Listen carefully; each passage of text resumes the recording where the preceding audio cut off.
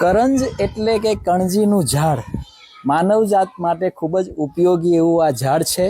25 થી 50 ફૂટ ઊંચું કણજી કે કરંજનું ઝાડ ખૂબ પ્રસિદ્ધ છે। તેના થડ અને ડાળીઓ ભૂરા કે રાખોડિયા રંગના હોય છે। કણજીના પાન ચળકતા ઘેરા લીલા રંગના ગોળ કે લંબગોળ હોય છે। નદી કાંઠે અને બીજી બધી જ જગ્યાએ સરળતાથી ઉગે છે। મોતીઓથી ગૂંથેલી હોય તેવી ફૂલોની કલગીઓ શરૂઆતમાં સહેજ ગુલાબી અને આસમાની ઝાંયવાળા સફેદ રંગના ફૂલોની હોય છે। કણજીના ઝાડ કણજી અને કણજો એમ બે પ્રકારના હોય છે। તેને બદામના જેવી ચપટી શીંગો આવે છે। શીંગોના ઝુમખા થાય છે। તે પ્રથમ લીલી અને પાકે ત્યારે ભૂરા રંગની થઈ જાય છે। શીંગોમાંથી રતાશ પડતા ભૂરા રંગના બી નીકળે છે। તે સ્વાદમાં કડવાશ પડતા હોય છે।